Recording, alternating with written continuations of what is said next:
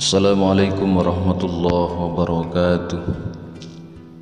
Bismillah, alhamdulillah, wassalatu wassalamu ala rasulillah Sayyidina wa maulana Muhammad ibn Abdillah. Wala hawla wala quwwata illa billah, amma ba'du.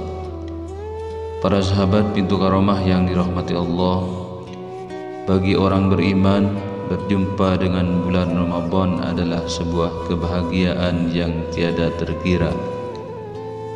Mereka akan mempersiapkan lahir batinnya untuk bisa menunaikan rangkaian ibadah di bulan suci tersebut. Sebaliknya, pasti ada pula orang-orang yang menganggap bulan Ramadan biasa-biasa saja. Dan sungguh betapa meruginya orang yang semacam ini. Di bulan Ramadan Allah Subhanahu wa taala diberikan kepadanya nikmat yang besar, namun dia malah menjadi manusia yang celaka dalam nikmat besar yang Allah berikan kepadanya. Siapakah orang yang merugi ini? Nabi sallallahu alaihi wasallam bersabda, "Raghima anfu rajulin dakhala alaihi Ramadan thumma salakha qabla ayyu faralahu." Sungguh celaka seorang yang berjumpa dengan bulan Ramadan, kemudian Ramadan itu berakhir dalam keadaan Allah Subhanahu wa taala belum mengampuni dosa-dosanya. Hadis riwayat Tirmidzi. Dari Ibnu Abbas radhiyallahu anhu, Rasulullah sallallahu alaihi wasallam adalah manusia paling dermawan dalam kebaikan, dan beliau paling dermawan pada bulan Ramadan. Malaikat Jibril menemui beliau setiap malam di bulan Ramadan hingga Ramadan berakhir.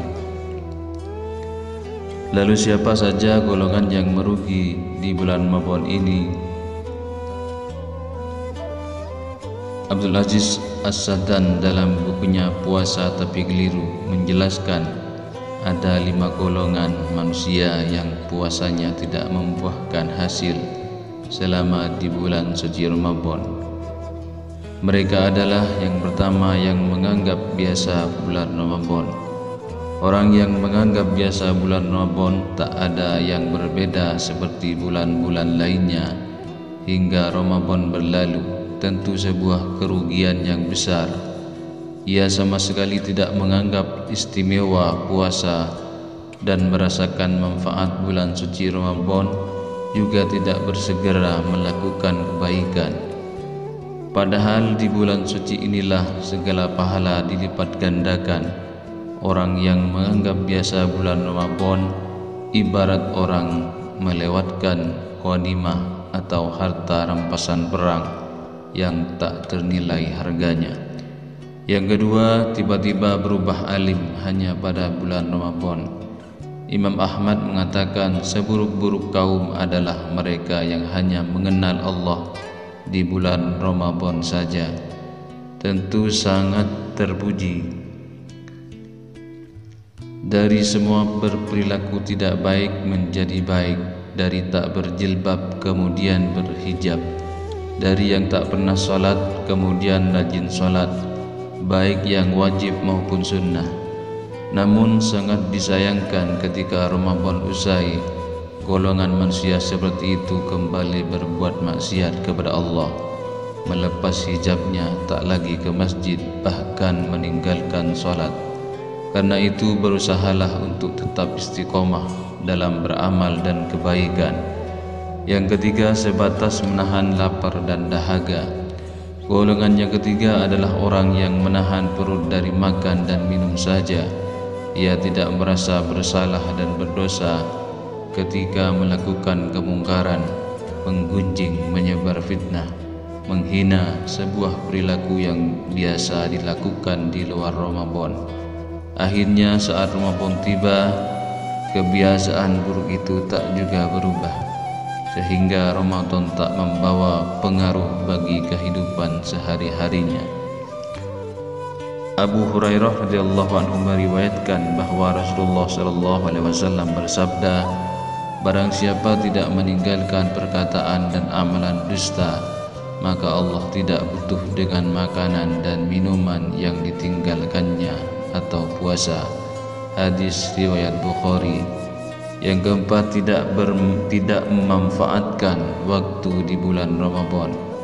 Mereka yang tidur pada siang hari di bulan Ramadan serta begadang dan melakukan hal yang sia-sia pada malam harinya adalah golongan yang merugi.